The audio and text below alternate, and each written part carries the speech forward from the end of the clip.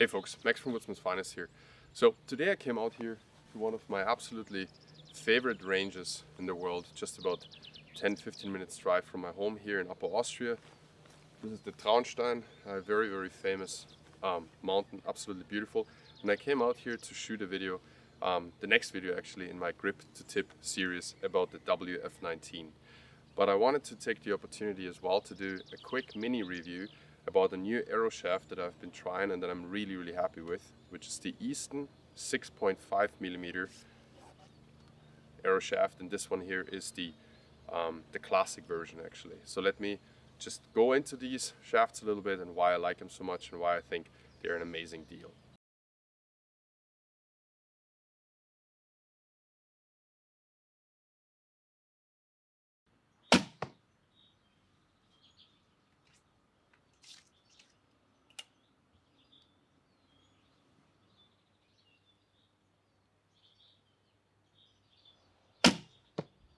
Folks, I hope the lighting is not too crazy. There's always this problem, either it's like too dark or it's too bright. Today we've got a beautiful March sunny day. There's a lot of snow and ice still up on the mountain. It looks absolutely amazing, but I hope that the images are not too burned out. First and foremost, please help the channel out by liking and subscribing, especially if you have actually been watching the channel for a while and you've been liking the content. It helps me out a lot, because these videos take a lot of effort to produce. So over the years, if you've been watching my videos, you know that I'm a very big fan of the Easton Axis diameter shaft, which is a 5mm inside diameter. However, I've also always loved the standard diameter for several reasons. In my experience and personal opinion, they first of all, of course, have a bazillion different components available. Now, having this amount of different components available makes it, of course, super easy to tune these shafts and find whatever you need. Another big advantage in my experience was always that regular diameter shafts seem to stabilize quicker. So I always had an easier time tuning my bare shafts and get actually much more repeatable arrow flight.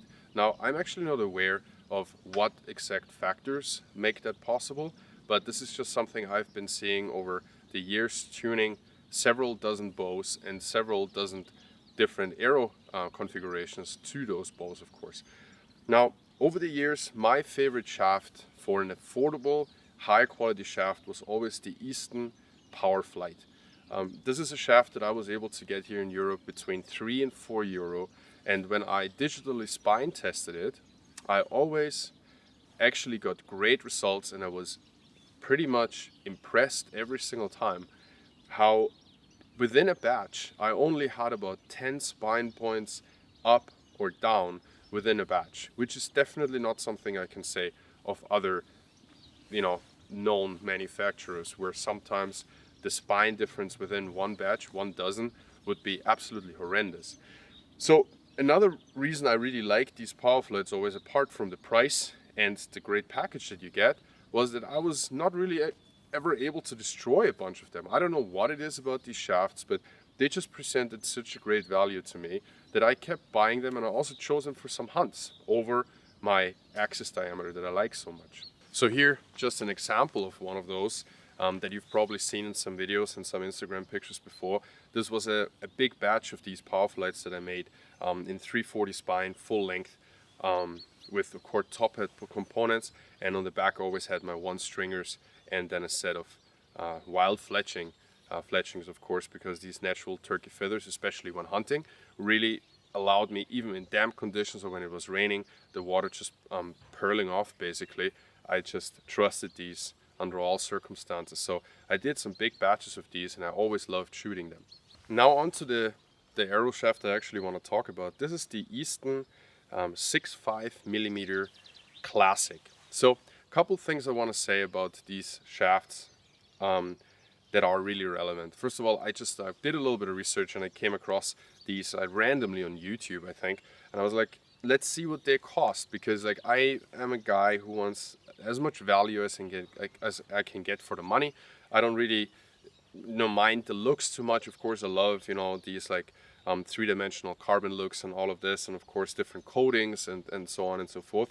But I just wanted a shaft that I can trust, that doesn't break the bank, and that I can just work with a lot, because I'm shooting every day. I'm shooting thousands of arrows a year, and I need something that I can really rely on in a hunting situation, but also on a 3D course, maybe in a competition or something.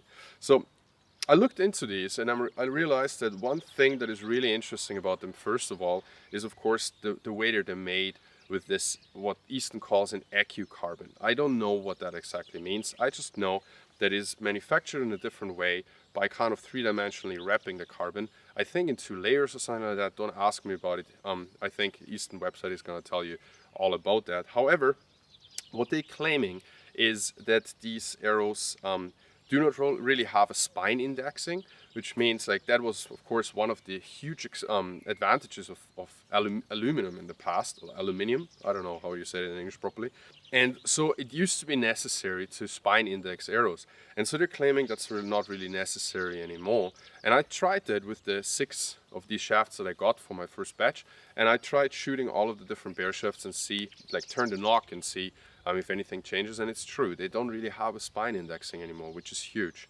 Now, another thing that's interesting about these, apart from the looks that I really like, is that they're spinning very true, despite this particular classic shaft is supposed to be like a 003 or something like that, and I think that is like the most run out a batch can have. So when spinning them, I was really feeling like, despite this being full length, 32 inches, which I like shooting because of my fixed crawling gap system, I found these to be definitely a little bit better than that, and I was very impressed with that. I mean, the Powerflights were great, but these are a whole different animal, I feel like, and they don't really cost that much more, which is another interesting thing. These shafts actually come, I think, in 3 or even 4 different varieties. I think it starts with the Bowhunter, there's like a 006, then a 003 for the classic, and then there is a match grade, which is a 001.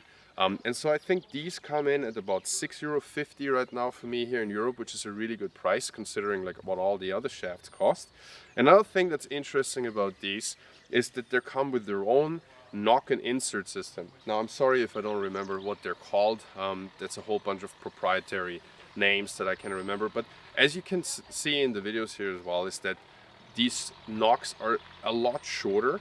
And what Easton claims is this: first of all, it reduces the weight a little bit, which can be only a couple of grains, which I don't really mind. But there is not as much plastic in front of the knock, or in front of the valley where the string sits in.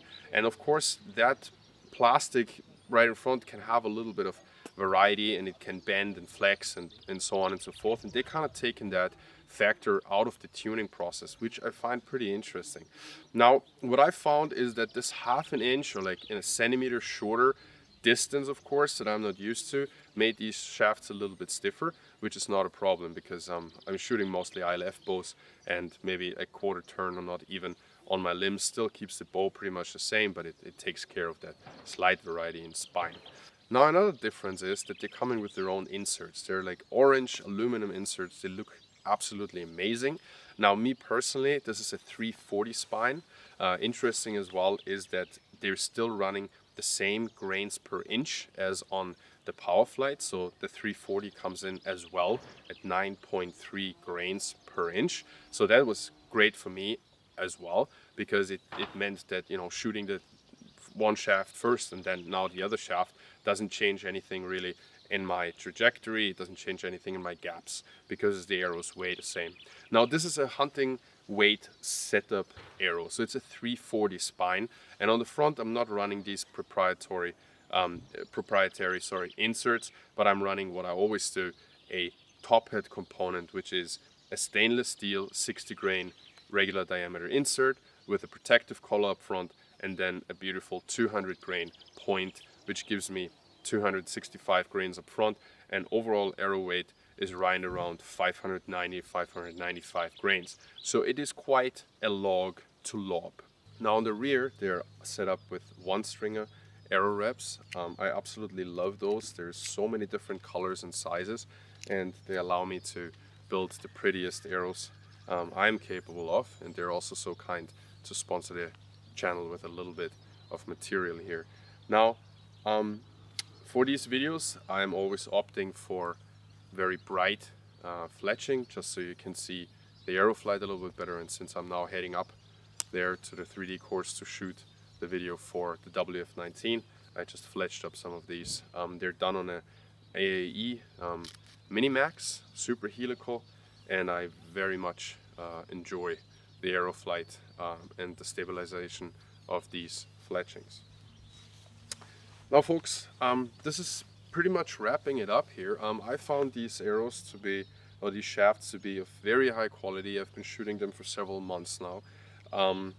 They definitely make tuning for me a little bit easier. Like I said before, I always get very consistent stabilizing of the arrow, very easy tuning on the bare shafts with the regular diameter.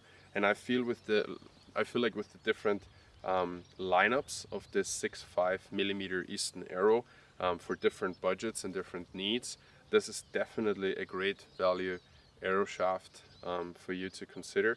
Now, nobody's paying me to say that.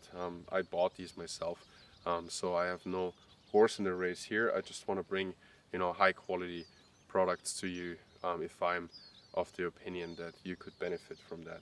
So again, I hope that you enjoyed this video. If you want to see some more shooting footage of these, just head on to the next video, which is the review of my Frankenbow, the WF19, and you're gonna see those shafts fly up here in the mountains. So thanks for tuning in, and like and subscribe if you have been enjoying this content, and I'm gonna see you next time. Cheers.